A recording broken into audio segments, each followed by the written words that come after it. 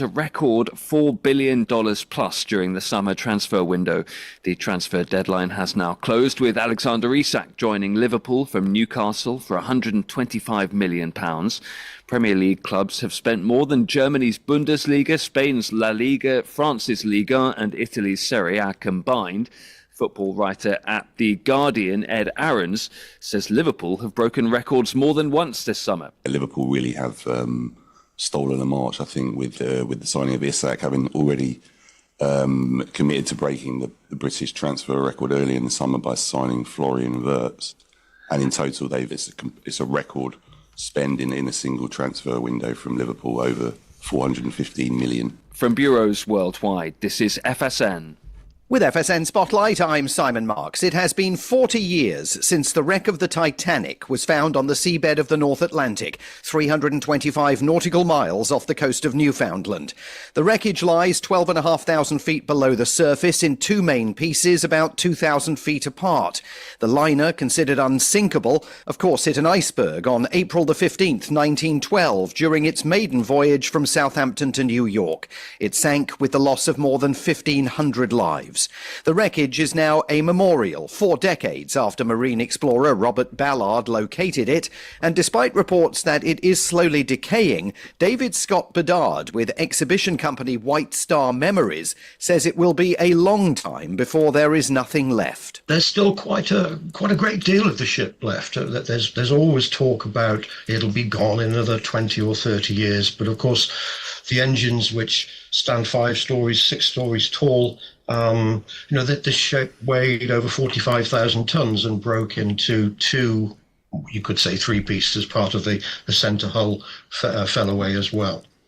So she's going to be around for many, many years to come. Yes, there has been a great deal of degeneration over the past 40 years, but there's still a great lot to see. Visitors to the site are required to follow look but don't touch rules in order to preserve the wreckage and honour the memory of the dead. With FSN Spotlight, I'm Simon Marks. To recap the top stories, work's continuing to try and rescue thousands of people following a magnitude 6 earthquake in eastern Afghanistan. North Korean leader Kim Jong-un's crossed the border into China aboard an armoured train ahead of a massive military parade on Wednesday.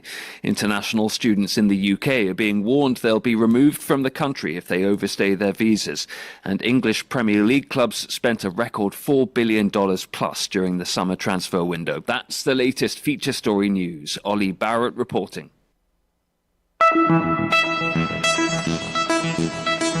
KCHW headlines. I'm Chuck Ritchie. The Washington Department of Fish and Wildlife says it killed a wolf in Ferry County this week after multiple cattle attacks. An adult female from the Sherman Pack was shot Tuesday, one day after WDFW Director Kelly Suswind approved incremental lethal removal in response to deaths of 3 calves and injuries to 2 others. The wolf was a non-breeding adult. WDFW says non-lethal deterrents were already in place, including range riders and human presence. Officials will now monitor the pack to determine if further action is needed. It's the second wolf killed in Ferry County in the past month. And Washington will see more than $150 million in education funding restored under a multi-state agreement announced Tuesday.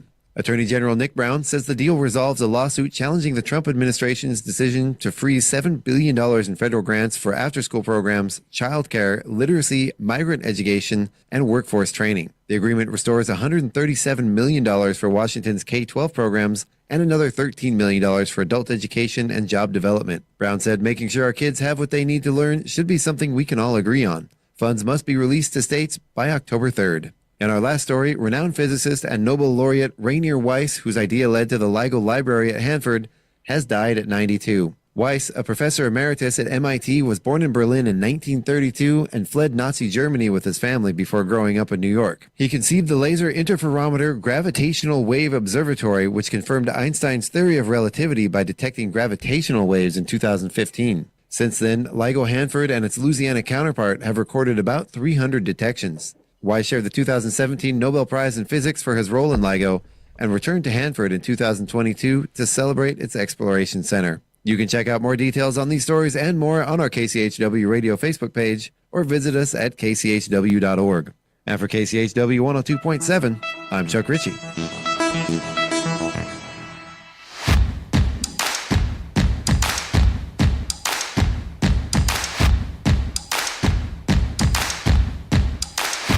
I'm the producer of this show. If I didn't step up, you're nowhere. I put this thing together on a stick of polish.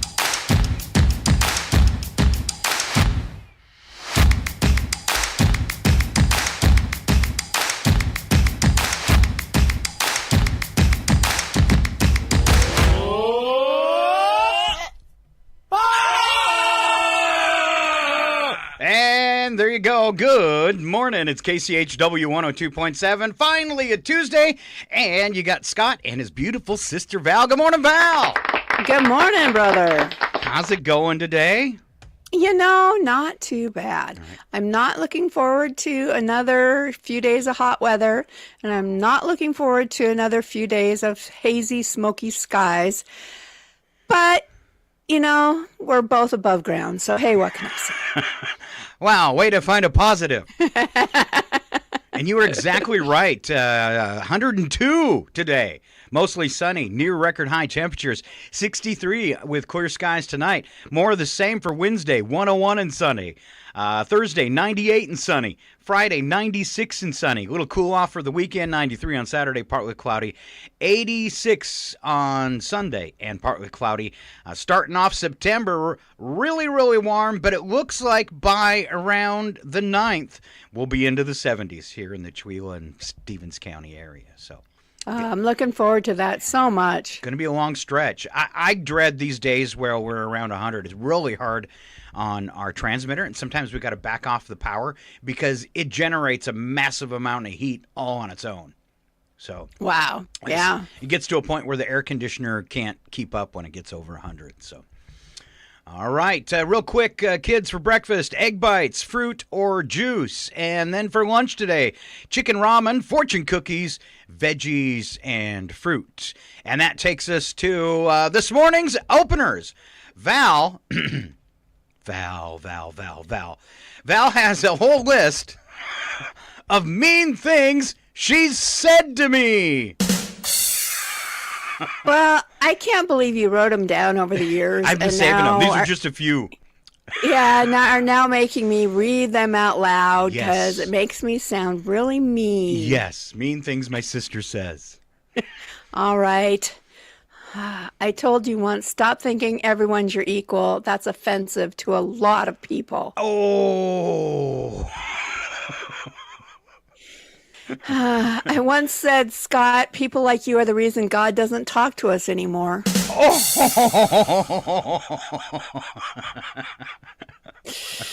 Remember the time I told you it's too bad stupidity isn't painful? Well, sometimes it is, Val. I know it hurts everybody else. When you first went for that degree in broadcasting, I once said, don't feel bad. A lot of people have no talent. Oh,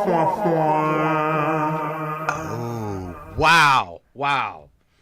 And then I found out once that you're listed in Who's Who as, what's that?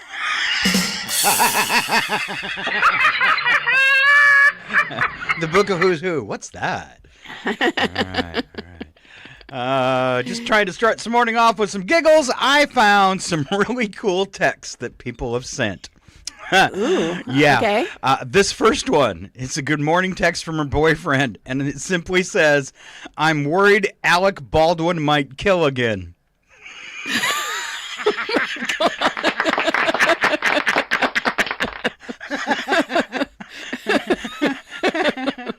I don't know why that's so funny, but it is. I know. Just to get it out of the blue when you wake up in the morning and look at your text messages.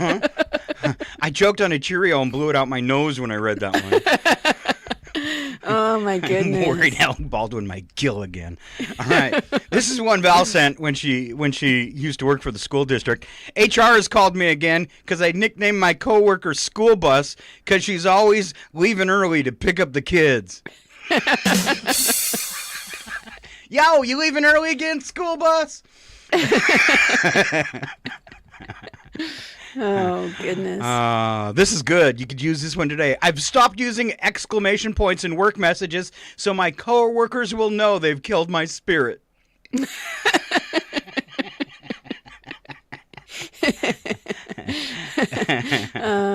Just use that one emoji that just looks like. Just the dead face. Yeah.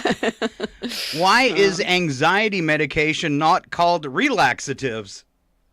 Oh. Yeah, baby. That's what I'm talking about. Thank you. Thank you very much. Can I have one of those relaxatives? It sounds like you're going to visit diarrhea for the second time, though. It does kind of, yeah. What's wrong with you? I had too many relaxatives. First one didn't work. I kept taking more. Oh, and here you go. I just asked my boyfriend today what he's most afraid of, and I thought he was going to say, I'm afraid of losing you. But he literally said, you. Oh! Girls, you know you've done something right at that point. And if you've ever been afraid of your wife, you know what I'm saying. Show them who's boss right off the bat, girls. All right, have you heard of these terms that people are coming up with for AI and the robots? Because we're going to get inundated with robots here in the next couple of years. They're going to be walking on the streets and everything.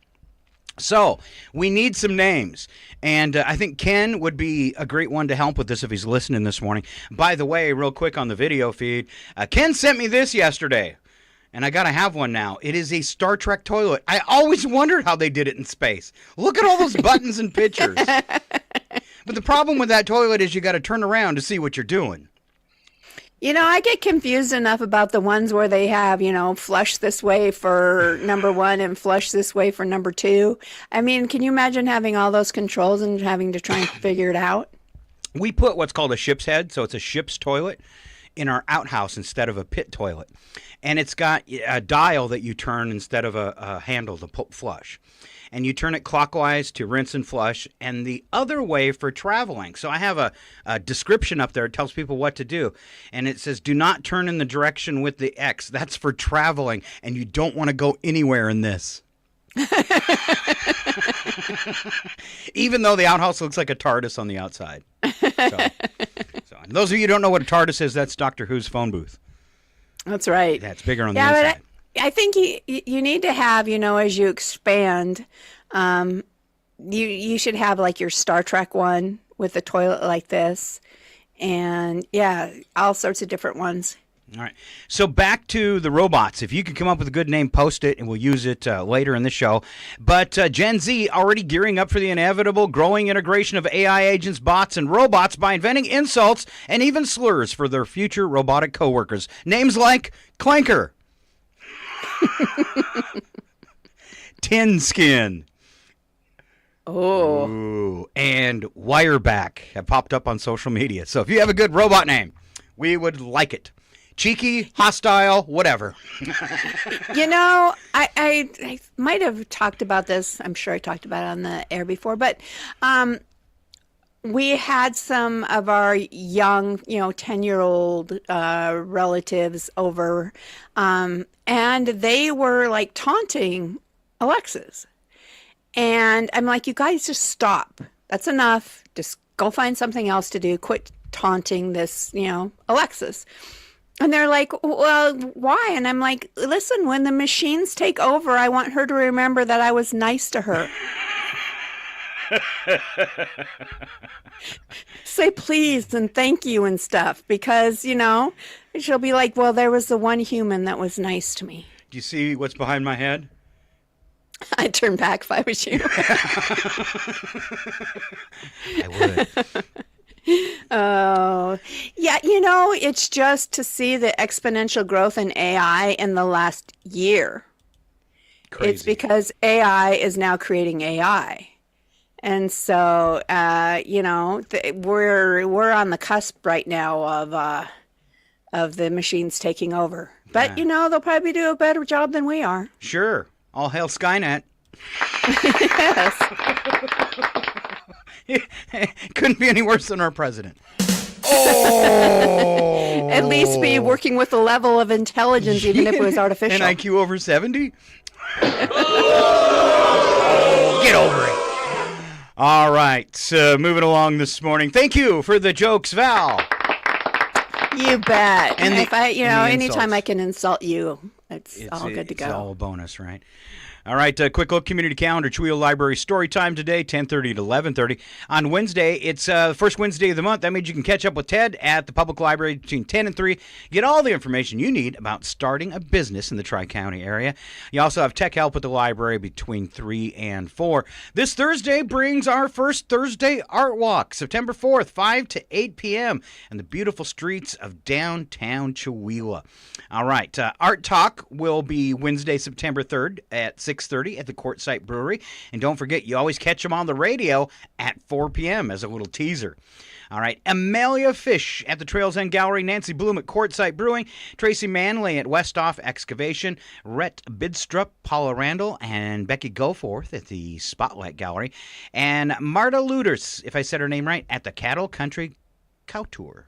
Oh, that's a new business that Scott hasn't caught up with living in Maine. All right.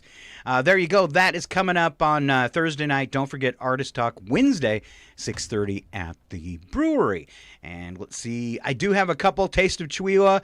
Just a tease here coming up Thursday, September 18th from 4:30 to 8. You want to get your tickets for that. They are limited to 250 people, so get your tickets soon. It's a walking event. It features downtown Chihuahua restaurants where a variety of entrees chosen by chefs are served in and outside the restaurants. Always a good time on the streets of Chihuahua. And you know what? I am not seeing... Oh, here's a phone number if you'd like to get tickets, because I don't see... if they're selling them on their website or not, but that is ChihuahuaArtsGuild.org if you want to take a look, or give a call to 509-954-3385, 954-3385. And KS Cat Brooks having a night photography workshop coming up September 19th at 5:30 p.m., and that'll take place at the Community College of Spokane Colville campus. Class number is 41182 if you'd like to sign up, and it's only $12. Now, they'll take a break for dinner at 7 p.m., then meet again at 9 to try out what was learned. There you go. Go catch the Northern Lights with Kat. Well, she gets so much feedback from all the photos she does of it, and people want to know her secret spots and all that kind of stuff. So if you're one of those, what a great class to attend. All right. I have just a few news headlines. Can you trouble through it, Val, and then we'll move on? Sure. All right. I shouldn't have said that because now it just disappeared. Give me a second. I will pull it back up, hopefully, here. Do. Should we play something?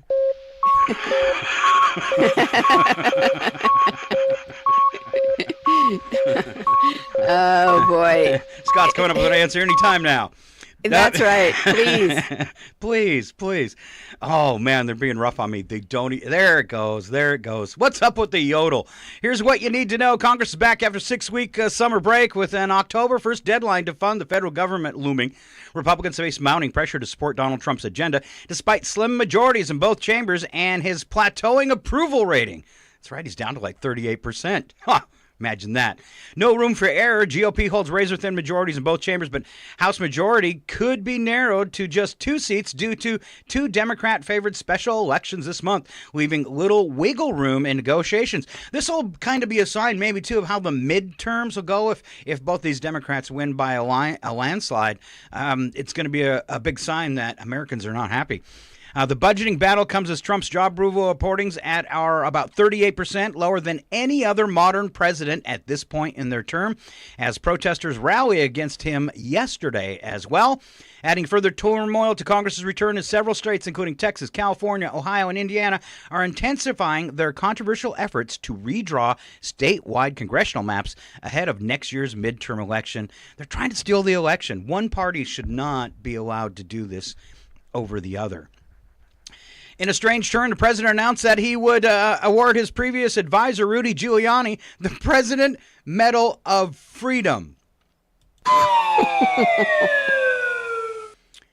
Wow. This comes after the former New York City mayor and disbarred lawyer was hospitalized following a car crash. What's really weird about this, it's almost like a setup. His car was rear-ended, but the story started off with how there was a woman being assaulted on the side of the freeway and Giuliani pulled over to help.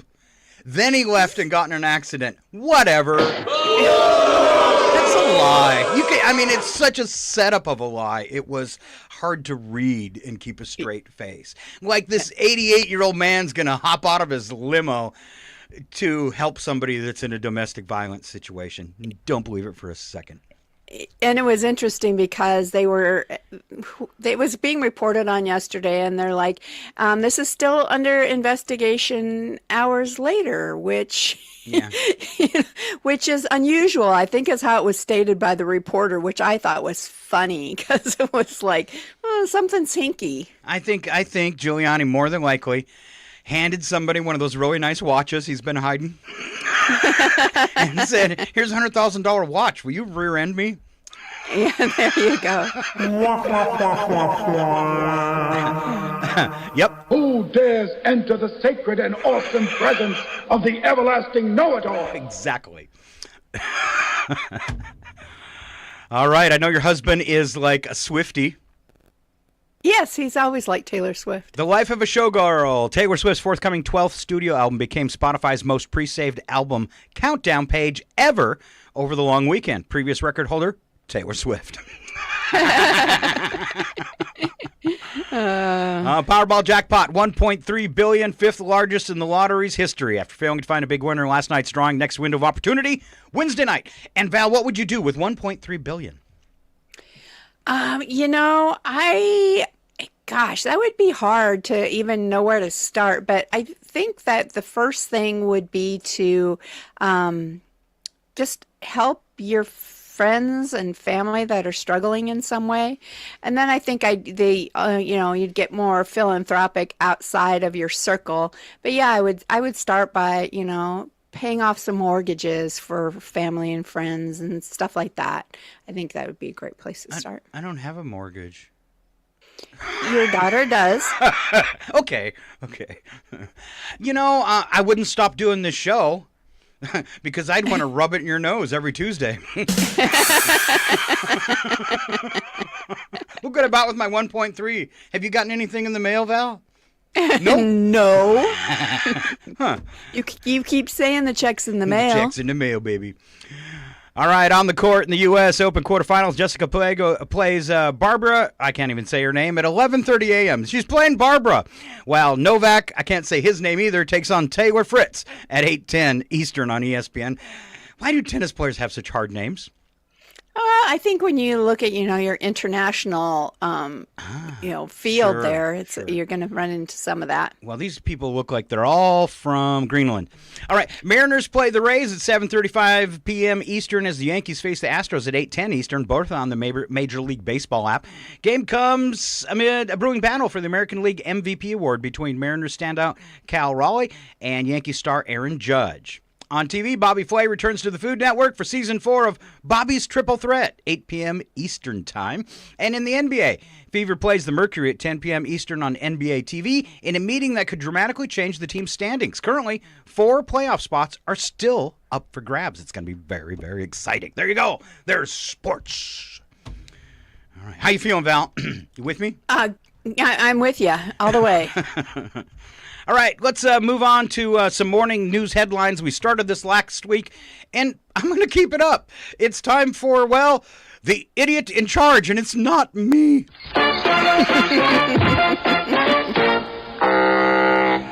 All right, first story. Val, would you like to kick off our first story, an idiot in charge? I would, and I don't even think we need to say his name. No. But he has said he would be open to bringing back insane asylums to imprison people with serious mental illnesses. In an interview with the Daily Caller published on Monday, he said that forcing more people into long-term psychiatric institutions would help make America's streets safer, although he admitted it would be massively expensive, maybe like Alligator Alcatraz or something like that. Which is being shut down. Good news. Yeah? Good news. We know who's going to be the first one admitted. President Trump's tariffs were struck down in court. However, until a final weigh-in by the Supreme Court is made, the import taxes will remain in effect on dozens of U.S. trading partners. People waking up this weekend looking at their Amazon and Walmart accounts and realizing their products haven't been shipped. That's because nobody internationally knows what's going on. and they're holding all shipments to the United States. Japan, Europe, everybody is holding. So if you're waiting for something from overseas, where most of our products come from, keep waiting.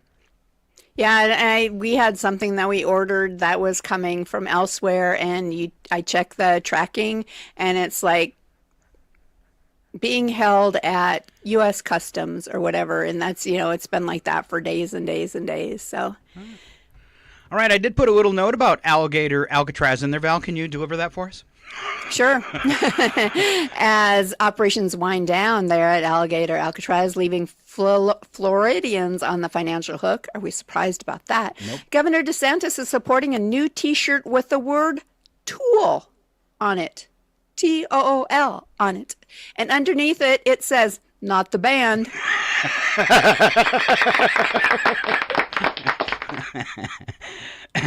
That's a good one, right? It is. All right, budget bill passed in July, followed up on a key Trump campaign promise to eliminate taxes on overtime pay. Even better, the law is retroactive to the beginning of 2025, giving those who work overtime an additional 6 months of tax-free wages ahead of all the money the bill will save them going forward. But the reality may be a little less generous than it all sounds. To start, Wall Street Journal noted that the tax break only pertains to a portion of overtime pay, the half of the time and a half pay required under the Federal Labor Standards Act. For example, if a worker makes $40 an hour, then their time and a half overtime would amount to $60 an hour. Of that 60, only the 20, the half part of the time and a half, remains tax-free. Additionally, the no tax on overtime is a federal income tax change only. State and local income taxes will still apply, and Social Security and Medicare taxes will still be withheld on all wages, including your overtime. As well, there's a cap to how much overtime pay remains tax-exempt, just $12,000. See, there's always a little bit under. Now, this is Scott digging deep, and this is true. Nothing made up here. U.S. Attorney Todd Blanche announced last week with the Justice Department to release an interview of his with Ghislaine Maxwell. He described this disclosure as being in the interest of transparency. Except for the names of victims, every word is included, nothing removed, nothing hidden. Blanche asked Maxwell whether people around Epstein. Now, we've heard some of this in the news, but I never heard this one, and Val hadn't either when I reported it to her. So Blanche asked Maxwell whether people around Epstein, including the numerous high-profile and powerful men who had known him, were associating with him for the purpose of sexual encounters. In her reply, Maxwell said that some of the cast members around Epstein were in your cabinet, those who you value as your coworkers. I haven't heard this one on the news anywhere. It's out of the transcript. Wow. Yes. Wow. Yes. Despite the fact that Maxwell had just openly mentioned Epstein associates as being in Trump's current cabinet, Blanche, a hardened lawyer not known for missing a trick in a trial argument, did not even pause to ask Maxwell to identify the cabinet members she was referring to. So apparently, there's a handful of people in Trump's cabinet that were on the island. So if the statements are true that Trump isn't on a list, well, we know who he's protecting. Exactly. And I've heard it mentioned by more than one figure that you would be amazed at the sexual orientation of a lot of the senators and representatives and so on in our government as well. Probably the ones screaming the loudest about their religion and, what they think about anybody in the LGBTQ plus community.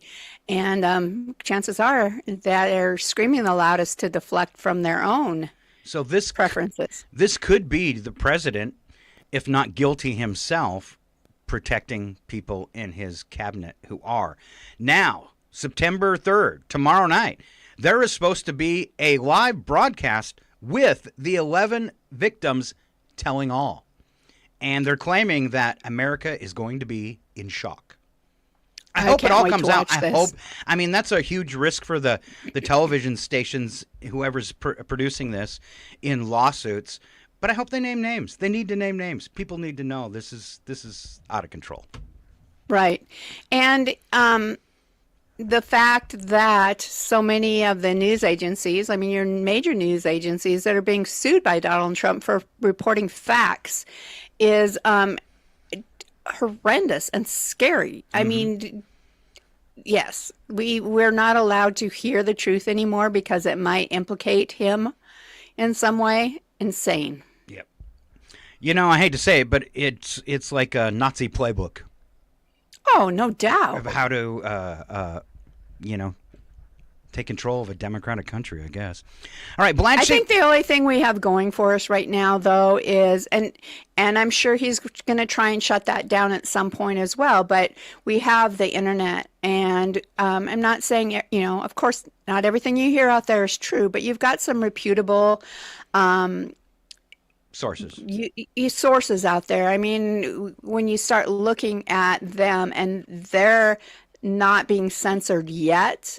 So I feel like, just watching The Daily Show or some of these other, Stephen Colbert, these other sources that are trying to let you see what's going on and are not being censored yet. But I mean, they're trying with Stephen Colbert, right? Yeah. So I think it's only a matter of time before you see like Richardson, can't think of her, Heather Cox Richardson, and some of these people that are out there every day. I don't know if any of you have seen the Alt National Parks Facebook page. I mean, there's these people that are really trying to get the message out there about stories like this that you were just talking about that haven't even made the news. The fact that people on Trump's cabinet are named.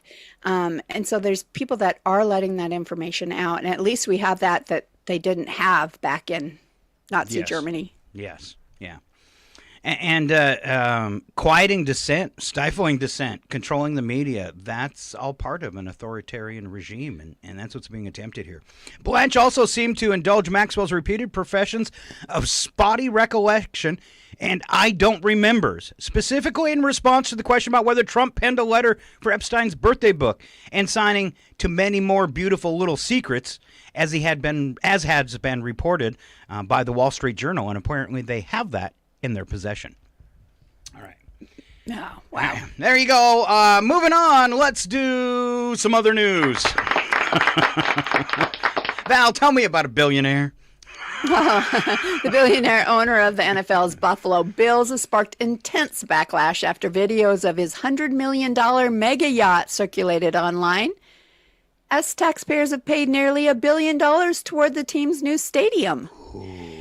The backlash came as the Buffalo Bills franchise received what has been called one of the largest public subsidies in NFL history. I can't believe they're making the taxpayers pay for the stadium for a billionaire. And his insane. Team. Yeah. All right. They shamed him. And now we shamed him too. All right, a little more shame. Grown man grabbed a U.S. Open player's signed hat from a kid, and the internet has found him. Have you caught this, Val? I had not heard this before. I was just reading it. Yeah, so they're at the U.S. Open, and a tennis pro is signing a hat for a kid who's all excited, and he hands it to him, and a guy reaches down as he's handing it to the kid and snags it. What, did he then run from the stadium? No, he takes the hat, and he's claiming that he didn't do it on purpose, that he thought it was for him. But he takes the hat, and he can see the confusion in the little kid, and the little kid's like going, "Come on!" And he takes the hat and shoves it in his wife's backpack.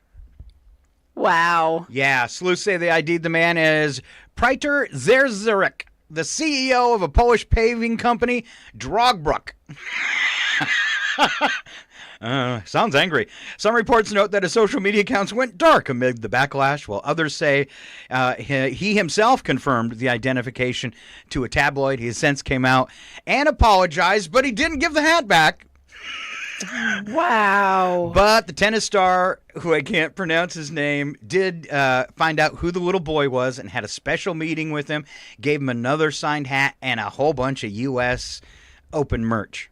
So lots of swag for the little kid, huh? Yeah. Wow. Doesn't it just kind of show you the sense of privilege rich people have? Yeah, the millionaires and billionaires have like everybody owes them something, and They're entitled to stuff others aren't. yeah, the entitleitis. Yeah. All right, Val, a health story, and it's an important one for those of us in Washington. Will you share that? Sure. Federal regulators have now upgraded the recall to Class 1, which is the FDA's highest alert level, citing concerns over contamination tied to more than 20 million eggs sold in 9 states. I thought this was over. Real quick, I thought this was over with, but it's not. Yes. The move signals a reasonable probability that eating the recalled eggs could cause serious illness or death. The change comes nearly a month after the recall was first announced and follows August Egg Company's decision to pause production and shift its supply to pasteurization. The affected eggs were sold under multiple brand names, including Clover Organic and other private labels, at major retailers like Walmart, Safeway, Rally's, Ralph's, and Smart & Final. Distribution spans 9 states, including Arizona, I'm having trouble here, California, Illinois, Indiana, Nebraska, New Mexico, Nevada, Washington, and Wyoming. Washington, so look out. Right out here. Yeah, I guess this is going off on a little bit of a tangent, but I'm just looking at this move by the federal regulators. We were watching the news the other day about how the CDC and the Health Institute is limiting who can get the COVID vaccine. And they are saying you have to be 65 and older or have a pre-existing health condition.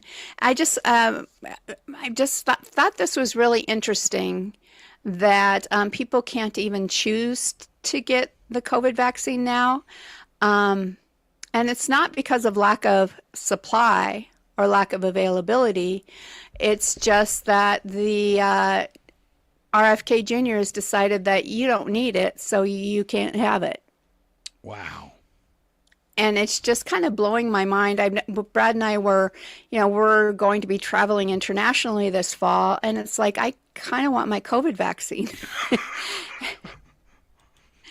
And so it's just interesting, and they're saying how horrible the year's going to be and how we're already seeing an uptick in COVID cases. And I just thought that was an interesting decision made by someone without a doctorate or anything. And a proven idiot. Yes. With a brainworm. With a brainworm. That he's admitted to.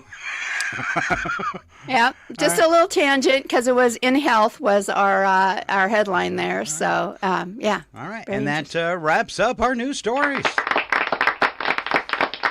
On to bits and breaks. It's stuff from the lighter side and a little bit funner side this morning. We're going to kick it off with, what kind of snacker are you? Here's something to chew on. Most Americans either snack like squirrels, vultures, or gophers. Which one do you think you are, Val? Squirrel, vulture, or gopher? Vulture. 89% of working men and women snack during their shift, and most chew in 3 different styles. 36% of us are squirrels who stash away snacks to last throughout the day and hide them from your coworkers. 20. Don't put them in the fridge. No. 20. Keep them in your pocket, especially the mac and cheese. 25% are gophers who run to the snack machine for themselves and others. That's how I'd take a break. Anybody want anything from the snack machine? Got any extra change? 11% are vultures who grab leftover snacks lying around the office. Oh, piece of candy. Piece of candy. Piece of candy on your desk. Piece of candy on your desk. Ooh, piece of candy in your desk drawer. Hidden in your backpack. Oh, look at that. More candy in your purse. You shouldn't have went on break. Yeah, you could coax your coworkers to go on break so you could raid their desk for snacks. Oh, there you go. Yeah. Aren't you craving a cigarette yet? Yeah. I'll give you my break. All right, here comes Val with 4 things you didn't know yesterday. All right, the universe is mostly empty space, with galaxies and stars making up less than 5% of its total mass. Wow. Isn't that the line from Contact? You know, if there's not other life out there, that's an awful big waste of space. A waste of space. Yes. A shrimp's heart is located in its head. Huh. That saves a lot of problems. I wish mine was. Lego minifigures have the largest population on Earth. What? Okay, you mean like there's billions of them? I don't know. Wow. Huh. So many questions. Things I didn't know yesterday just gave me more questions. Yes. All right. In 2008, Yoda had trouble signing up for Facebook. Japanese author Hiroko Yoda kept getting error messages when she tried to sign up. Can't sign up as Yoda. That's taken. Oh, that's funny. I hear some signs that football season has returned. Sales are way up on heavy-duty widescreen TVs that resist thrown beer cans. Shatterproof screen, right? Dad suddenly becomes a meteorologist, obsessively checking if there's a 12% chance of rain 3 states away that might affect his team. And the grocery store wing section looks like a tornado hit it. And there's a waiting list. Completely freeze? Huh? Me or you? The grocery store wing section looks like a tornado hit it, and there's a waiting list to buy ranch. Yes. All right. It looks like one of us is unstable, and I see the meters going, so it's Val that's unstable. Everything was completely frozen for a good 20 seconds there. I saw that. I heard you say it's frozen, and then I looked, and you were frozen, and then I looked at the radio station, and the meters were frozen. But, hey, we're moving again. So, Signs football season is returned. Sales are way up in heavy-duty widescreens. We cut that. Dad suddenly becomes a meteorologist, obsessively checking if there's a 12% chance of rain 3 states away that might affect his team. And grocery store wing section looks like a tornado hit it. And worse yet, there is a waiting list to buy ranch dressing.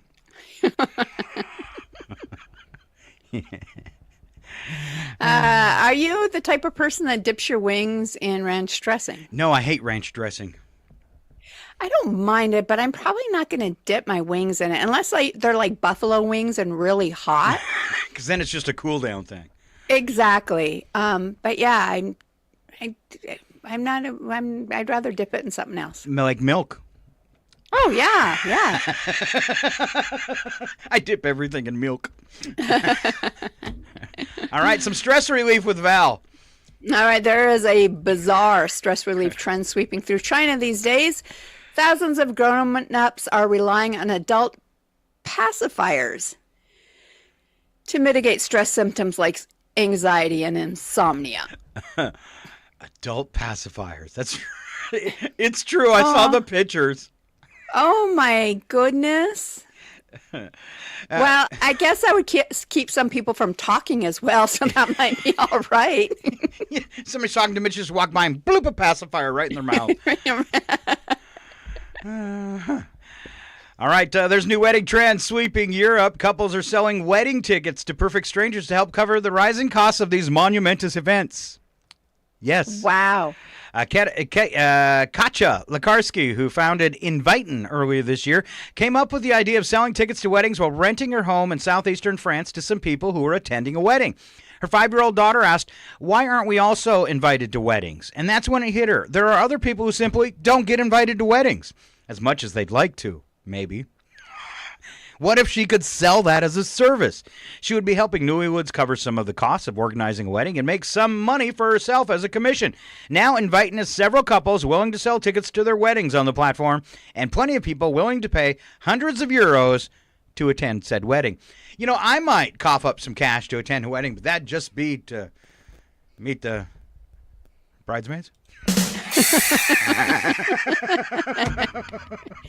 don't know. I think somebody should invent an app that invites people to attend a divorce party. Because I think that would be really fun too. Oh, I like that.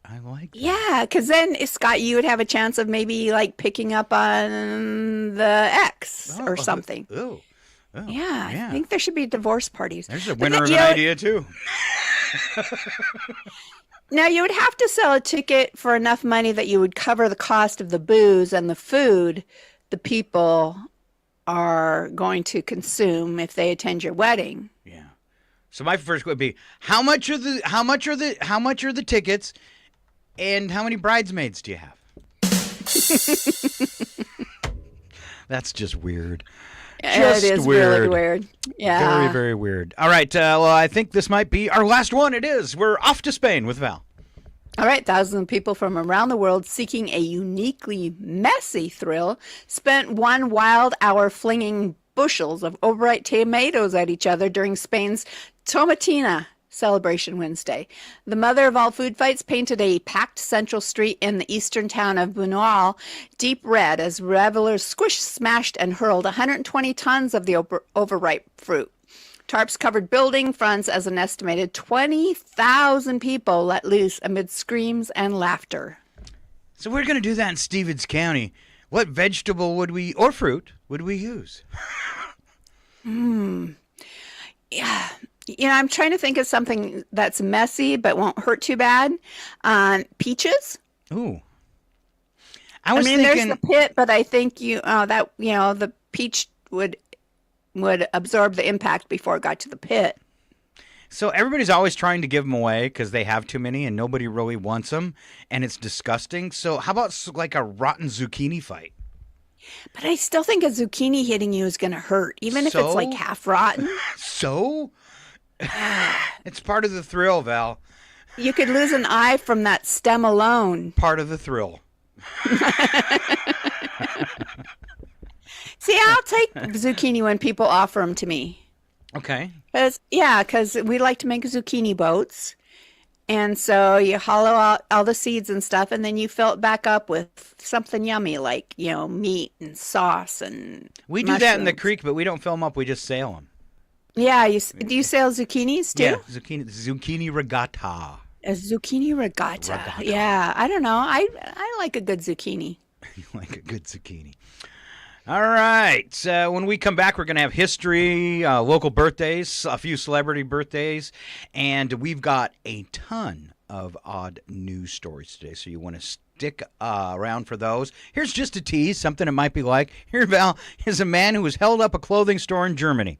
Too bad for him, there was almost no cash in the register. That, however, was not enough to stop the determined man, and he demanded underwear.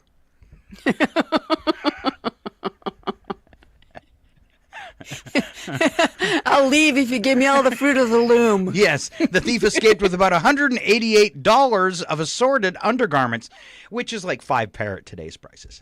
No kidding. When did underwear triple in price? It shocked me the last time I tried to buy women's underwear. It's like, I am not paying $20 a piece for women's underwear. No. Oh, thank goodness for Costco. Yeah. Hey, if prices continue to climb over the winter, you might want to try this one next spring. In China, a couple was arrested after stealing over 100 potted plants from restaurants and community buildings, apparently mistaking grow your own garden as a go get your own garden. Authorities say the couple was caught after planting their stolen goods in plain sight. Neighbors became suspicious when their yard went from post-apocalyptic concrete to home and garden cover shoot overnight. Oh, wow. That's some people are so clever, they just don't think it through all the way. Yeah. Oh, Val, doctor just called with your colonoscopy results. Oh. Yeah. I didn't know that he was supposed to share a topic like that. Yeah, good news. They found your head. Oh. That was payback for this morning's openers. That's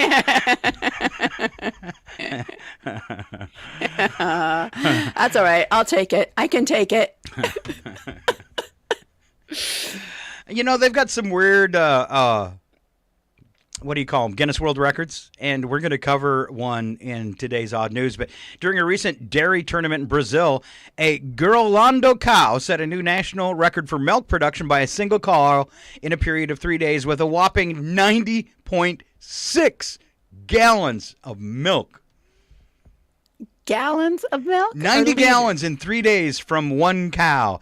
Brazil's Girolando cow breed, a cross between Holsteins and Gur cattle, has long been famous for its incredibly high milk production. A Girolando yields 950 gallons of milk per 305-day lactation period, but some specimens can produce over 26.4 gallons per day. Brazilian cattle farmers take great pride in owning record-setting Gerlandos, a breed developed in the South American country, and they compete against each other in dairy tournaments to see who calls cows yield the most milk in a set period of time. With my milk consumption, I could really use one of these Gerlando cows. You could. Yeah. Can you imagine 26 gallons of milk a day? That's insane. It's enough for you and all of your neighbors. Exactly. So you'd be like, pretty soon you'd be coming with a gallon of milk and they'd make you take a zucchini in exchange. And if you're unhappy, they stick an adult pacifier in your mouth. That's right. And that's what we're going to do. We're going to go get some adult pacifiers and come back all reset and bring you odd news and more. But you have to stay right here on Northern Lights Public Radio. We are KCHW 102.7, and we're back in just a few minutes. Coffee's brewing, birds are singing, Northern Lights Radio to get your morning ringing. Stay right here because we'll be right back. New sponsors, and then we're back to Yak. Got your favorite jokes and stories too. It's your KCHW FM morning crew.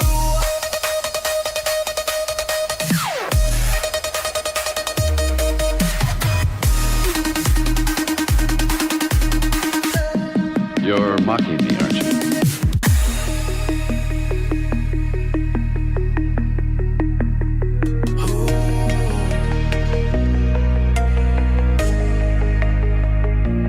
Got your favorite jokes and stories too. It's your KCHW FM morning crew. You're listening to Northern Lights Public Radio on 102.7 KCHW, Chewelah, Colville, Kettle Falls.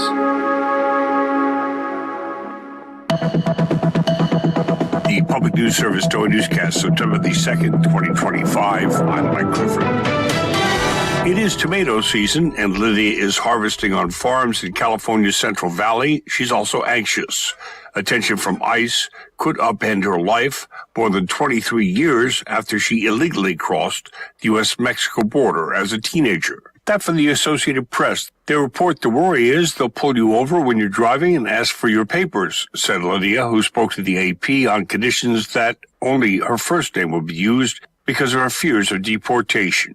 She added, "We need to work, we need to feed our families and pay our rent." Meantime, immigrant rights advocates say the constant presence of ICE officers on New York streets is having a chilling effect of migrants' ability to meet their basic needs, such as food, work, and housing. Agencies such as the Capital District Latinos in Albany are finding parents often staying away from their work and children aren't attending school because of their fear of being detained, even if they have legal status. Vicky Jimenez with the Capital District Latinos says many families are suffering from the stress. The breadwinners in many of these households are staying home and causing the food and housing insecurity. They know that in a matter of time they have to get money because then the landlords are expecting them to pay their rent. New York State is home to about 5 million immigrants who wield $160 billion in spending power and pay $75 billion a year in taxes. Jimenez says the Trump administration's mass deportation campaign is deliberately intimidating migrants, even those with legal status.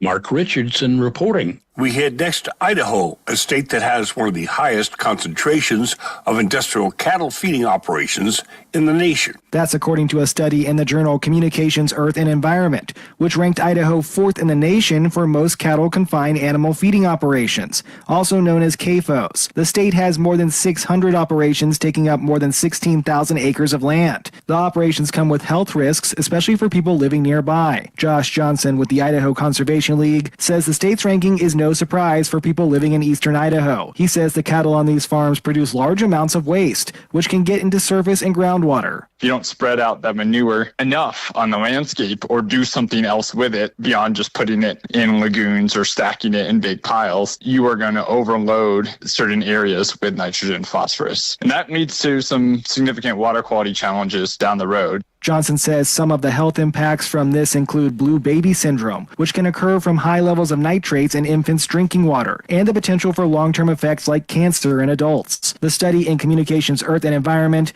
found pollution from CAFOs disproportionately impact vulnerable minority populations that are less likely to have adequate health coverage. I'm Eric Tegedoff reporting. This is Public News Service. Last week's deadly shooting in Minnesota has students, parents, and teachers again feeling the weight of gun violence. Educators hope in states like South Dakota, classroom leaders will get their say on how to keep everyone safe. In the aftermath of a school shooting, familiar arguments about reducing gun violence emerge, from banning assault rifles to arming teachers. Longtime educator Abby Clements is a survivor of the 2012 Sandy Hook Elementary School shooting and co-founder of Teachers Unified to End Gun Violence. She says her fellow teachers often feel scrutinized by their employer if they want to share their views. To be honest, the message to teachers who endure these tragedies is, don't speak. Union leaders with the South Dakota Education Association agree the tone should be more welcoming for teachers around the state to speak up. In a statement, the state education department says it respects the First Amendment right of all citizens, including educators, to contribute to the public square of debate. I'm Mike Moen. And you know how some car dealerships tell people one price to get them in the door, then jack it up with a bunch of add-ons? That would become illegal under a bill being considered in California. The Combating Auto Retail Scams, or CARS Act, is expected to get a vote in the state assembly this week. Rosemary Shahan with the nonprofit Consumers for Auto Safety and Reliability says the change would save California car buyers millions. It will require car dealers to disclose the total price up front. It's a flat-out prohibition against charging more than what they advertise as the total price. Initial opposition came from the car dealers, auto lenders, the Chamber of Commerce, and the Civil Justice Association, but they negotiated amendments and dropped their objections. I'm Suzanne Potter. Finally, conservation groups are saying the proposed removal of the federal roadless rule could open pristine areas of New England forests to commercial logging. The Trump administration has directed agencies to find ways to bypass environmental protections on public lands to increase timber production by 25%. Sarah Adlew with the Old Growth Forest Network says building roads in unspoiled areas will damage wildlife habitat, important water resources, and outdoor recreation. With the biodiversity issues and climate crisis, we are in no position to be opening up our forests for even more damage on our environment. Federal officials say the rules removal will help land managers better protect communities from wildfires, but studies show most wildfires ignite within 50 yards of a road. A shortened 3-week public comment period on the proposed policy change runs through September 19th. I'm Catherine Carley. This is by Clifford for Public News Service, member and listener supported. Find our trust indicators at publicnewsservice.org. You're listening to Northern Lights Public Radio on 102.7 KCHW, Chewelah, Colville, Kettle Falls. It's 8:19. Your KCHW morning show is made possible by donations from Colville Toyota. Colville Toyota, located at 160 West 3rd Avenue in Colville, offers new and used vehicle sales and service. Vehicle sales is open 8:30 a.m. till 7 p.m. Monday through Saturday, with a Toyota Express Maintenance Center open 7:30 a.m. till 6 p.m. Monday through Friday. More information on Colville Toyota's vehicle inventory and services is available at colvilletoyota.com. A small-town dealership with a big heart. and by Chewelah Flooring. Chewelah Flooring at 214 East Clay in the 3rd Street Mall offers a wide variety of products including carpet, ceramic and porcelain tile, vinyl and laminate planks, and vinyl sheet flooring. Chewelah Flooring carries products for both commercial businesses and residential homes, including brands like National Flooring, Dell Tile, Mannington, and Mohawk. They also offer blind repair. For more information, you can visit online at ChewelahFlooring.com, call 509-935-8021, or via email at ChewelahFlooring@gmail.com. Programming brought to you by Ryan Moore, your Edward Jones financial advisor in Deer Park, Washington. Edward Jones, member SIPC. Edward Jones is a firm that helps individuals and business owners achieve their financial goals. More information is available at edwardjones.com or by calling 509-276-2974. Edward Jones, member SIPC, with locations in Deer Park and Chewelah. This is KCHW 102.7.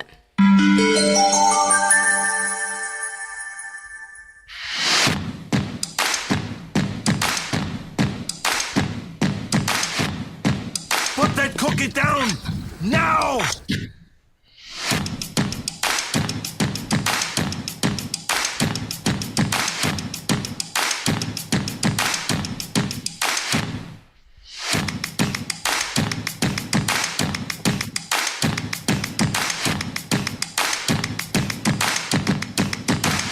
And there we are. We're back. It's KCHW 102.7. Thanks for being here on a Tuesday. You've got Scott and my sister Val. We are so happy to bring you your Tuesday morning show. Val, I wanted to take a second before we get into the second half of the show and just send out some big thank yous to everyone that attended our big car show on Saturday. Ended up being a huge success. We had a lot of people show up. 80 cars in the park. That's wow. Huge. Yeah, that's huge for our first car show. It's some very cool ones. All organized by a team of people, 16 people helping the radio station, all led by Chuck and Melissa. Thank you to all the volunteers. And David Bergman bringing his band Infusion, and of course all of his car buddies was very cool too. Thank you so much, everybody. And I know Chuck, tomorrow morning when they do the local rundown with Paula and Sharon, I'm sure we'll have lots of kudos and details. Looking like between our raffle and our silent auction, and we got $10 per car was the suggested donation. It looks like the radio station was able to generate over $4,000. Awesome. And as some people might know, we had a with the changes in the government and stuff, we had a budget shortfall this year from our projected survival rate. And due to some new sponsors coming in and the success of this fundraiser, we're all caught up to the end of the year. Woohoo! Woohoo! All right, so thanks for everybody's support. And I noticed, being copied in on some of the emails, even though I'm on the other side of the country, we got some memberships out of it too. So thank you to the people that went online after visiting us in the park and got a membership. Whoop, whoop. All right, now let's roll out some other good news, and that's our local birthdays for today.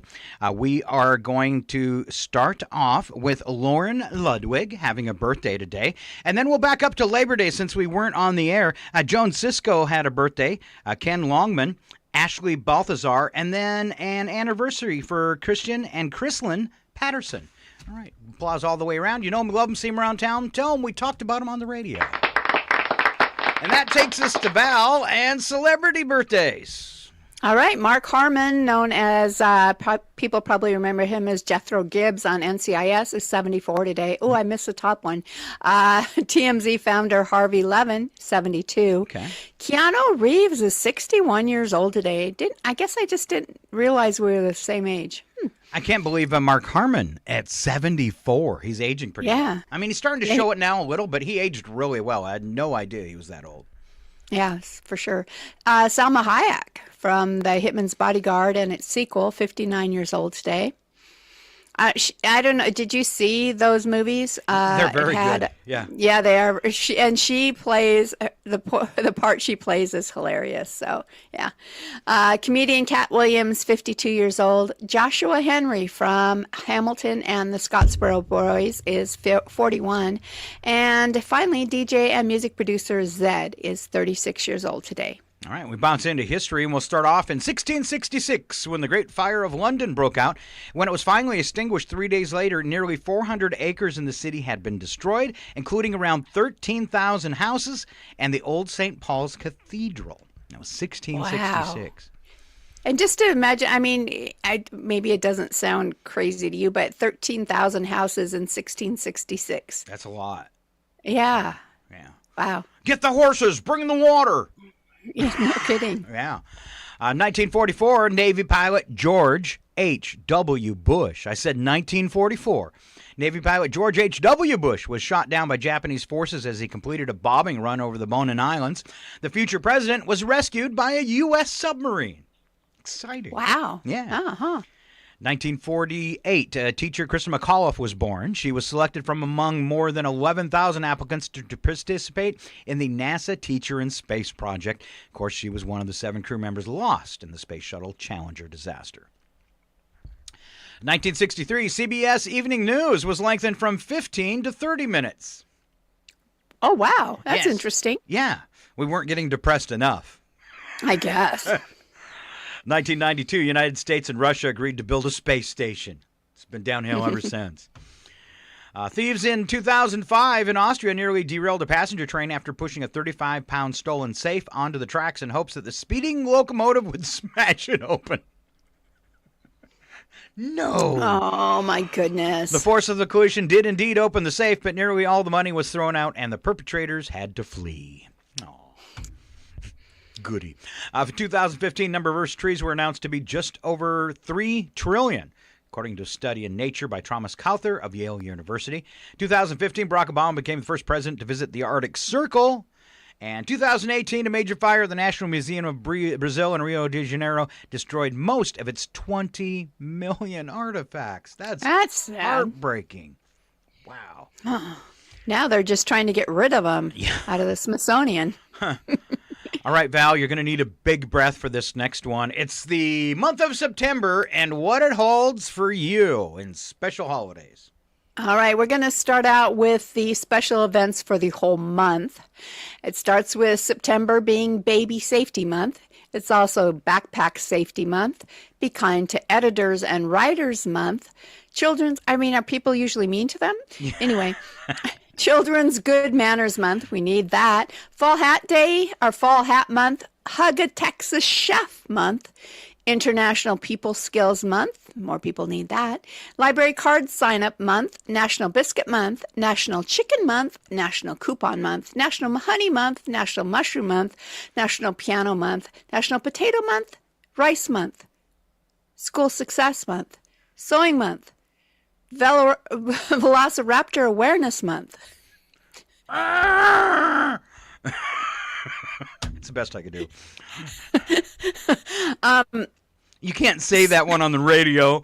I know. Southern Gospel Music Month, Update Your Resume Month, and finally Happy Cat Month, which is what I'm all about. And the one Val couldn't do, basically, do something with your mate month. Yes, make them happy. It looks like I'm going to need to get married. Again.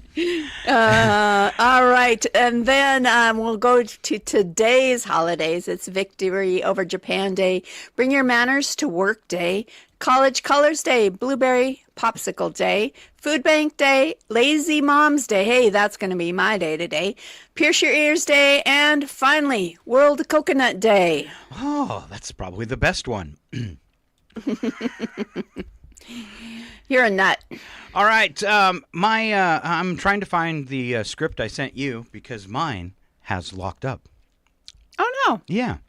What's our next segment as my computer opens? Trivia is what I have. Okay. Really is what you have as a trivia? We should probably wait a minute then. Should we play that music we had to during the first part?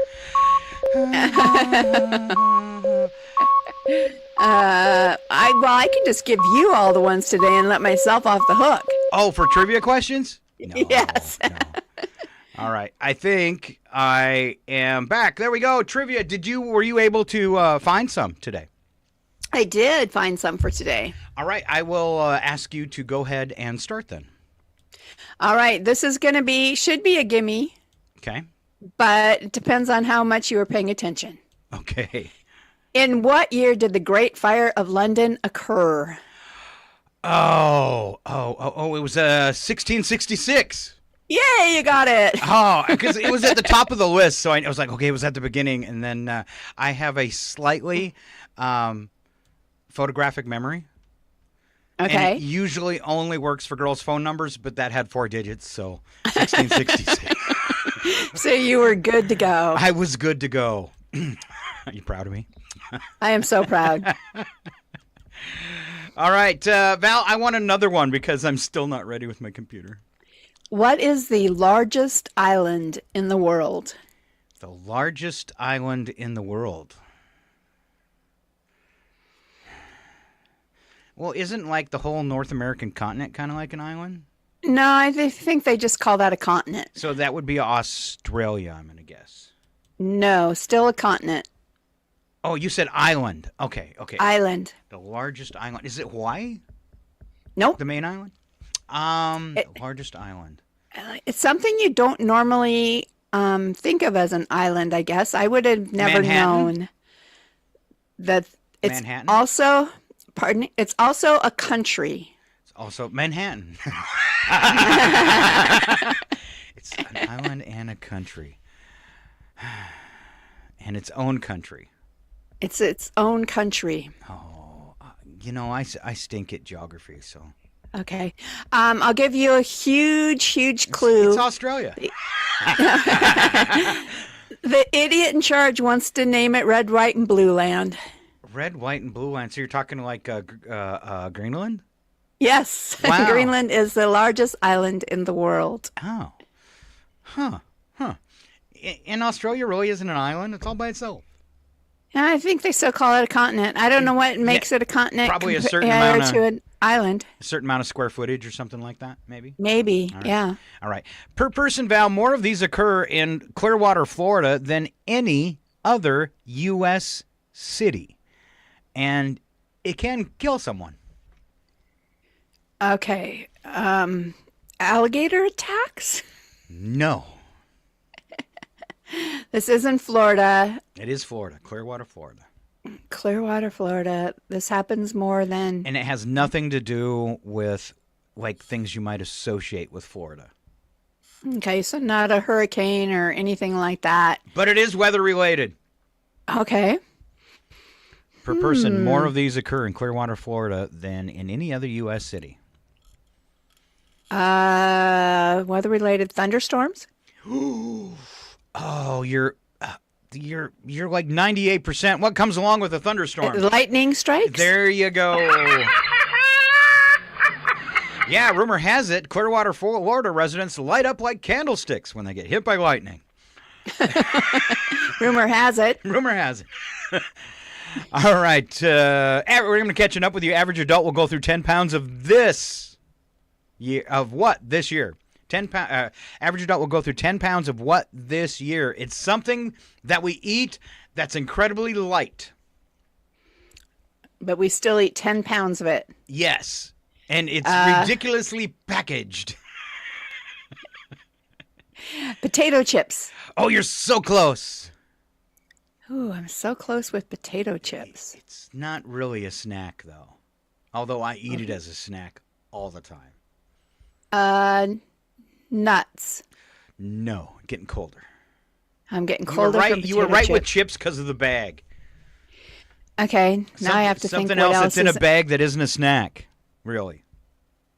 You eat 10 pounds of it. Most people probably in daylight hours, early morning. Popcorn? No. Who eats popcorn in the morning? Me. Okay. With milk and sugar? You eat it in the morning. Cereal, then. Cereal is the correct answer, but I can't give you any points for dragging it on. I can't remember the last time I had a bowl of cereal. I bet you it's been 20 years. So 10 pounds of cereal would probably fill up the back of an average pickup? Yeah. Wow. So, do you miss eating cereal in any form? I miss kind of the ones you remember from your childhood, right? Like the Frankenberry or Which is out right now. Fruity Pebbles. Fruity Pebbles is, I guess, if I've had Fruity Pebble and Rice Krispie bars, but I don't think that qualifies as like necessarily eating a cereal. But yeah, so some of those like that, the I don't know, Lucky Charms, things like that, just kind of the memory of them, more to have to do with childhood, but I don't think I would still sit down and eat a bowl today. So I kind of miss it a little bit because it's easy and I'm a single guy, right? So the thing about cereal is easy, but horrible for people with diabetes, people trying to lose weight, all that kind of stuff. So I was just looking for stuff that had protein in it, and I have to eat my cereal now because I always thought Cheerios was the most disgusting cereal on the planet. What a worthless, flavorless cardboard cereal! Absolutely horrible. Sure, it's multigrain and it's good for you. It's horrible to eat. Well. Cheerios has came out with strawberry protein Cheerios. They are and they are delish. They also make fruit and vegetable Cheerios. I think the one I was eating was sweet potato and blueberry. It's the bomb. Really? Yeah. So I get my vegetables and my protein from my Cheerios. And it's easy to do, right? And it's easy. Just a couple days a week, you know. You know what I miss for breakfast food that I haven't allowed myself to eat again, I guess, and we used to eat it all the time as kids, is Pop-Tarts. Oh, yeah. Brown sugar, cinnamon Pop-Tart. Oh. Yeah? So good. So full of sugar. Yeah. But I would miss that, I guess. More than cereal. Well, you should try one sometime just for a nostalgia effect, because after 60, when you eat Pop-Tarts, it's pretty much a colon cleanse. Okay. Good to know. It goes right through you, let me tell you. Little backed up, let's have a Pop-Tart. That's all they're good for in old age, I'm telling you. Oh, shoot. Was I oversharing again? Darn it. Darn it. Darn it. All right, you got any other questions for me? I do. I'm trying to find something between that's not too hard, but not a gimme either. Let's see. Who painted the famous artwork, The Last Supper? I should know this, shouldn't I? It wasn't Da Vinci. No. Yes, it was. It was? Good job. Oh, yep. That's what came to mind, but I didn't think that was right. I knew there was a Leo in there, though. All right. The chance of this happening in New York City this year is 25%. Snow. When? In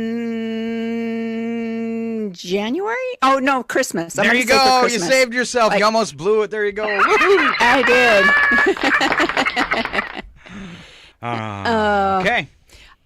All right. I'm just trying to see if I can find something else that isn't too easy for you. Oh, let's see. What's this one? Which company developed the first commercially available computer mouse? It was Apple, wasn't it? Nope. No. What company? It was. Was it that office company that begins with a B?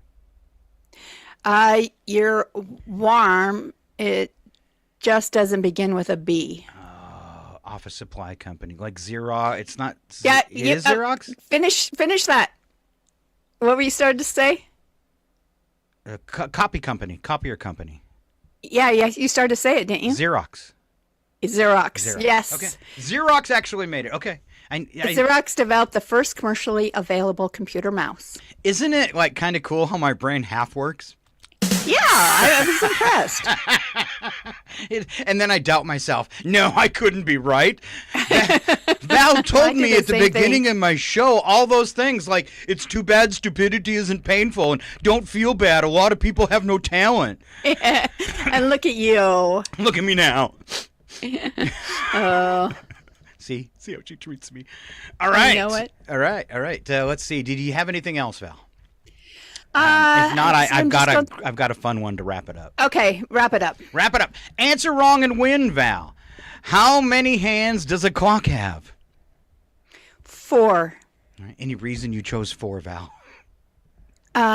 Like the fingers of a hand. All right, correct answer. How many hands does a clock have? Too many. Too many. In what way is a baked potato cooked?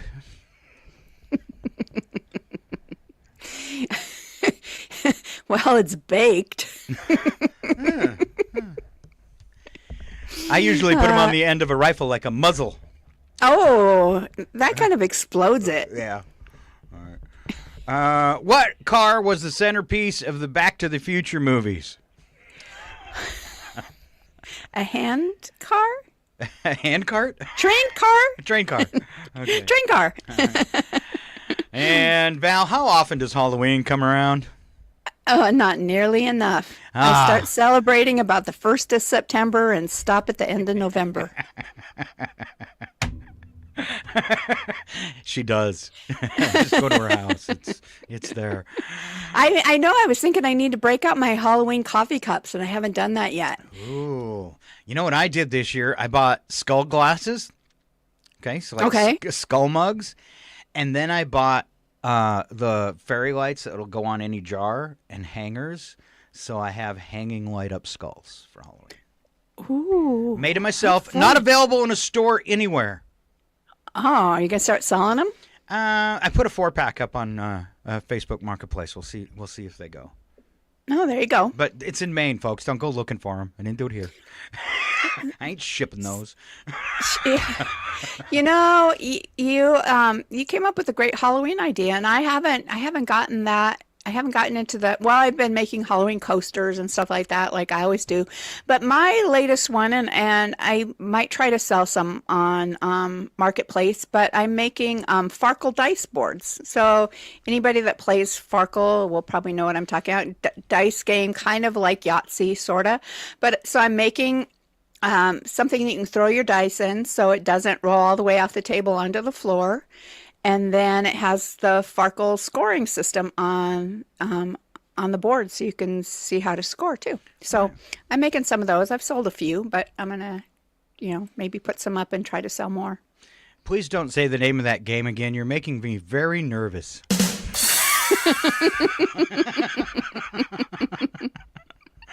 I don't know what Val's playing, but it's not for radio. Just ignore everything she says. Rhymes with sparkle? I don't know. How Okay. My fault. Sorry. Scratch that. Let's do something else. Slap some bacon on a biscuit and let's go. We're burning daylight. It's the world of strange. A world gone wacky. Out here, due process is a bullet. And some of the scariest people on the planet. I think you're bluffing. Be afraid. You know, you look mighty pretty when you get mad. It's your odd news on KCHW. Just sit back and enjoy the show. All right, and for those of you who feel like you need a break in today's show, there's your break. Star Trek toilet. I am so making that in my background. So far, I have a space capsule in my yard and a caboose, and I think that would be a good fit. Well, and it's funny because Scott is finding himself having a hard time. He's making sure he says Star Trek toilet instead of saying something else because he's afraid it might sound like something else. And he's afraid that he'll screw up and say something else. I was really worried about saying space. Yes. Ship. Thank you. All right. Odd news today. First story is my sister Val. According to a study, 3 of 4 women would prefer a new top-of-the-line big screen TV to a diamond necklace. In a similar survey by ESPN, 3 out of 4 men want to know where to meet these women. I'm the same, though. I would way rather have like a top-of-the-line electronics of some sort than a diamond necklace. Oh, me too. All right, but I don't think it applies to me. Maybe. At least not this year.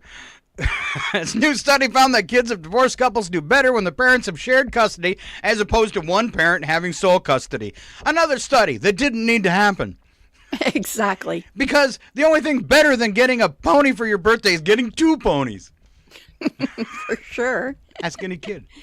Monday was Labor Day, which means that they've already sold out of your first choice for a Halloween costume. Oh, already? I went into Walmart over the weekend and all the school supplies out the door, making room for the Halloween candy. All right. Perfect. Yeah, which they kept until like 2 months ago. So, all right. New survey, 90% of Americans admit they lie. And if that's true, how can we trust their answers to the other questions? True. Yes. A study found most yogurt is not as healthy as most of us think. Particularly Dannon's cookies and cream with rainbow sprinkles. No, say it ain't true. I was telling Brad that the other day. It's like you think you're eating healthy when you eat yogurt. It's got like 40 grams of carbs in it in a little container. I'm sorry, I was reading ahead. Okay. A study found that if you're feeling down, you can improve your mood by sniffing the armpit of a happy person. What? A study found that if you're feeling down, you can improve your mood by sniffing the armpit of a happy person. I tried to get Val to take a whiff, but she said, "I'll just stick to a tub of ice cream." I said, "No, thank you. I'll just stay depressed." Are you sure? I'm pretty darn happy. Oh. The happiness is radiating out of me. Or should I say... It's seeping out of you? Wafting. It's wafting out of me, Val. Oh, wafting. And it was 3 years ago today, a Chicago TV news crew was robbed at gunpoint while reporting on a string of robberies. They lost the camera, the mic, and their dignity. Ouch. That's painful. The robbers got away scot-free. Oh, here they are. All right, we move on to Wacky But True. We don't add anything to these stories, but maybe a sound effect or two. And our first one, a woman in Turkey forced to sell the cows that she kept in an upstairs apartment for several years. Oh. What's that noise from upstairs? What's that smell? Their kids. How about a courtesy flush or something? Those kids trample around like cows. Like a herd of elephants. She had a large number of cows, and the noise, smell, and manure everywhere made a very ugly scene. Let's check it out. Let's look upstairs.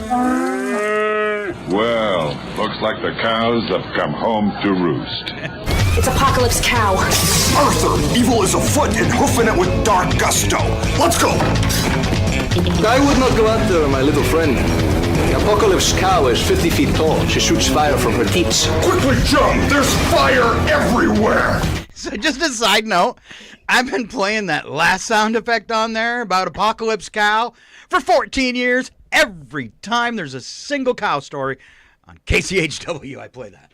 I know. Are you proud of me? We all know. Yeah, thanks. Oops. A man in Germany was arrested after he allegedly punched his older brother for eating 3 burgers and not saving one for him. Oh, I hate that. I would like to buy the burger. I would like to buy a hamburger. I would like to buy a hamburger. I would like to buy a hamburger. I would like to buy a hamburger. I would like to buy a hamburger. The burger. And every time I have the hamburger story, I play that. Uh-huh. We all know. Yeah. Nothing new here, folks. Nope. I'll just wait for it.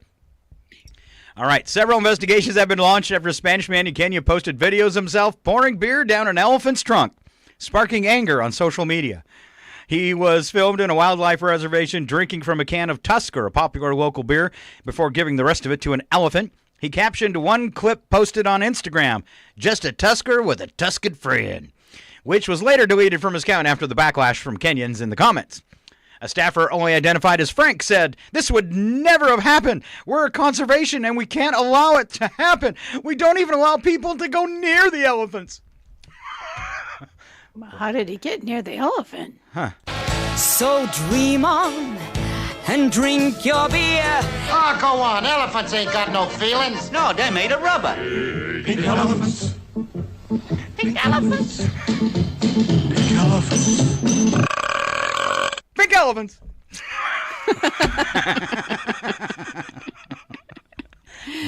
I get to to do the next one, huh? You do. This is the funnest story of the day.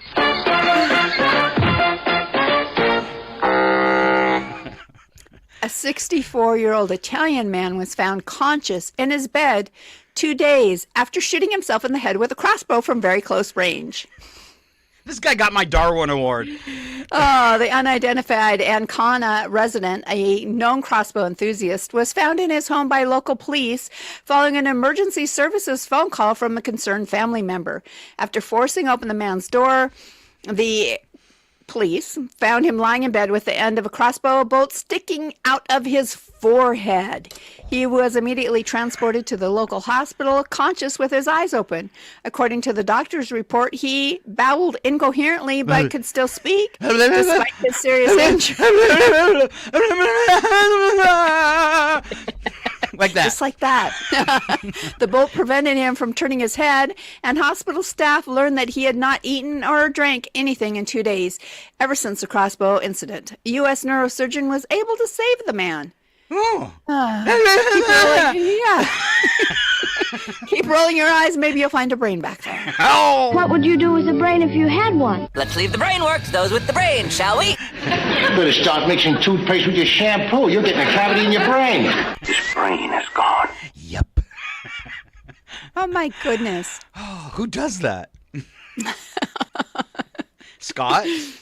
Yeah. I've done some pretty stupid things. I'm never playing with a crossbow after doing that. Yeah. Oh, man. All right. Google forced to pay man after showing him naked on Google Earth. That is funny. Yes, an Argentine man recently won a legal battle against tech giant Google after being photographed naked in his own yard and then posted on Google Street View for everyone to see. Although the lawsuit filed by the unnamed man only recently ended, the incident goes back to 2017 when a Google Street View car passed through.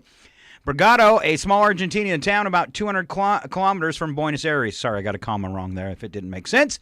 Right when a man was out completely naked on his property, which was probably a bad idea in the first place. Well, there's that. Photos taken by the car's advanced camera system caught him from behind, showing his derriere in all its glory. And even though the man's face wasn't visible, it was a very clear street address was.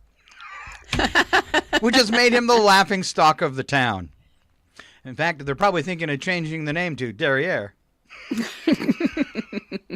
Sick of putting up with the mockery, the man took Google to court for violating his privacy. All right. I just sent him a message that says, I typed idiot into Google yesterday. Your picture of your butt came up. You ever been in a cockpit before?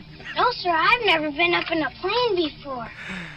You ever seen a grown man naked? On Google? Wow. Oh, I guess if you can get money out of Google for it, but I would, why not play it up? Say, thank goodness you didn't see me from the front. Could you? Good one. Hey, so you just need to inform Brad that picture he took while I was mooning your guys' Ring camera, and he keeps posting it. I'm going to sue him. I think the only one he sends it to is you. Which... I'm picking up a heavy, creepy vibe here. He just wants to remind me he has it, right? That's right. Okay. It seems a homeowner in the Florida city of Lutz was sleeping peacefully the other night when he was awakened by a clatter in his backyard. Going out to investigate, he discovered a drone had crashed near his his back porch. He picked up the unmanned aircraft and took it inside, whereupon he discovered a brown bag attached to the thing. Inside the bag were what appeared to be drugs, which prompted a quick call to the cops. While waiting for the cops to arrive, the homeowner's security cam captured a man with a flashlight knocking on the front door. He was still in the front yard when the cops pulled up, and he tried to play it cool. He told the police he was out flying his drone, and he thought it had crashed in the backyard of the residence. Bad idea, pal. You just claimed ownership of a drone that was delivering what turned out to be baggies of methamphetamines and fentanyl. Oops. I got my 2 hands up.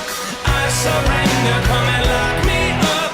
Here forever. Too dumb to fly drone. Yeah. Just give up the drone, dude. All right, man fishing in the waters off the coast of Costa Rica reeled in an unusual catch, the first documented orange shark.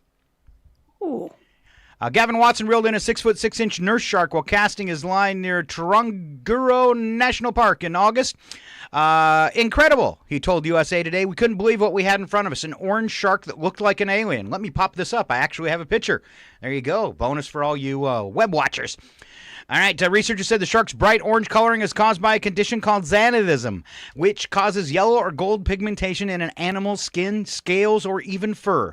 Scientists wrote in a report published this month in the Journal of Marine Biodiversity that Watson's nurse shark represents the first scientifically documented case of total xanthidism in a species and the first record from the Caribbean Sea, or Caribbean, however you want to say it. Researchers said the shark's white eyes indicate it also has a form of albinism, like albinoism, which involves a complete lack of pigment. But that shark is as orange as my car. Oh, since it's orange and mean, is it a presidential shark? Good job, it is, Val. Maybe that's the secret being hidden from the public about the president's health. He has xanthism.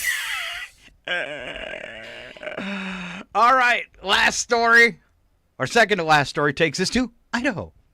Ooh, Idaho. An Idaho man took 96 hits to the face with wet sponges in a single minute, recapturing an unusual Guinness World Records title in the process.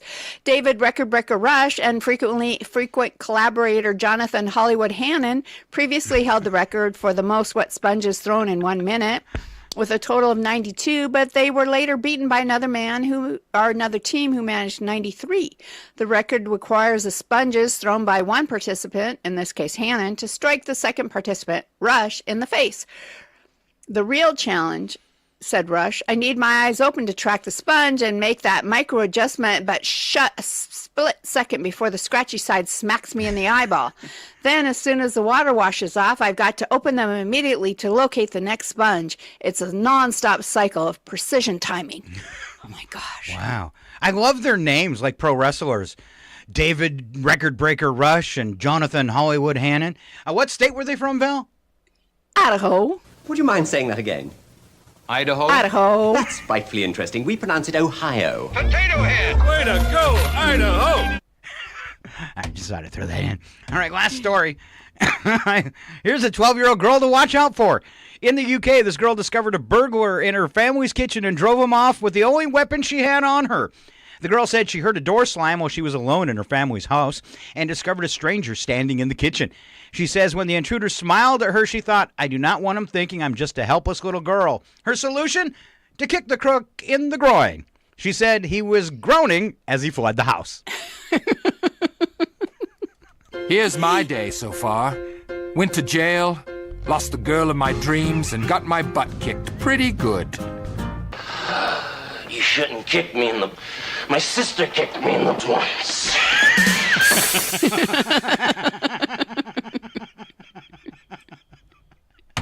My sister did it just once. So. All right, that is our show for today. Quit applauding. I know it was that bad. Come on. Oh, that was pretty cute, though. All right, wrapping it up here. Val, are you with us again next week? Just checking. Yes. All To right. my knowledge, I am with you again next week. All right, we will be back on Tuesday. Don't forget, tomorrow you've got Chuck Ritchie, Paula Randall, and Sharon Ludwig as they bring you the morning show, and they do kind of a community lowdown, and I'm sure Chuck's going to be going over all the cool stuff, the donations, the volunteers and everything, and doling out thanks from our big car show on Saturday. Tune in them tomorrow, starting at 7:20. Tonight on the radio, our one and only Dr. Jazz, bringing you 3 hours of great jazz music from 6 to 9. Then it is the Soul Show, a couple hours of soul music, and that happens all right here on Northern Lights Public Radio. Looks like we lost signal again for just a second. Val, as we wrap up the show, any closing words? Oh, you know what? Just try to stay inside where it's cool this week and make it through this. And we've got a beautiful fall on the way, I'm sure. Yeah, it is definitely going to be a hot one. Have a great rest of your day. Keep on listening to Northern Lights Public Radio. Be safe out there. It's KCHW 102.7.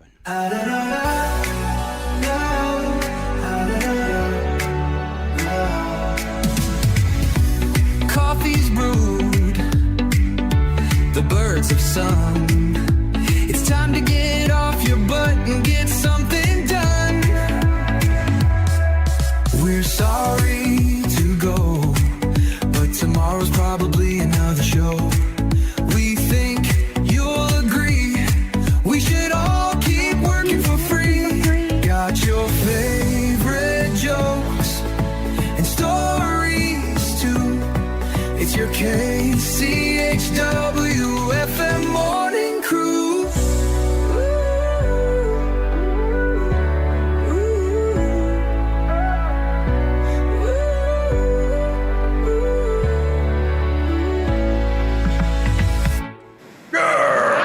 One 102.7 FM, KCHW.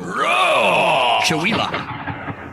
It's 9:01. Your KCHW morning show, made possible by a donation from God-Fearing Brothers Auto Center. God-Fearing Brothers specializes in auto services, including repair, maintenance, and detailing. They also stock a full selection